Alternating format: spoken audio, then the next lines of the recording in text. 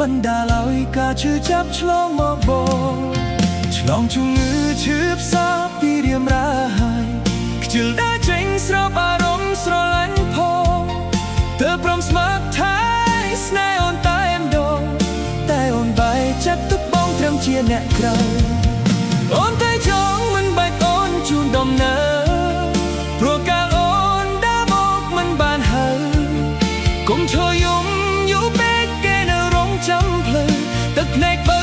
បងលែងបានទៀតហើយកុំជាយាមខំយំឲ្យបងនៅអាណិត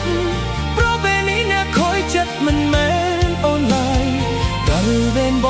ងឈឺចាប់ដងហើយដោយសារទឹកភ្នែកអូនឲ្យបងទន់ខ្សោយតែបើមានថ្ងៃក្រោយថ្ងៃដែលបងឈឺចាប់អូនយំគ្មានចាប់អារម្មណ៍ឡើយសូមប្រាប់អូនទុកមុនឲ្យហើយទឹកភ្នែករបស់អូនបងឈប់ជាហើយណាថ្លៃ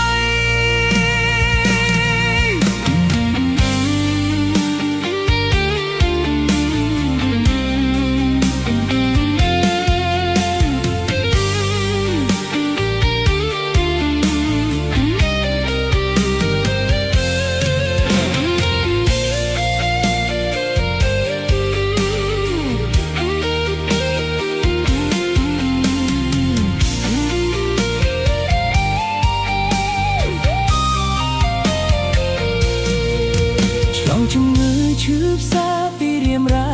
យខ្ជិលដើរចេញស្របអារម្មណ៍ស្រឡាញ់ផងទើបព្រមស្មើថែស្នេហ៍អូនតែម្ដងតែអូនបែកចាត់ទុកបងត្រឹមជាអ្នកក្រៅអូនតែចង់មិនបែកអូនជូនដំណើរព្រោះកាលអូ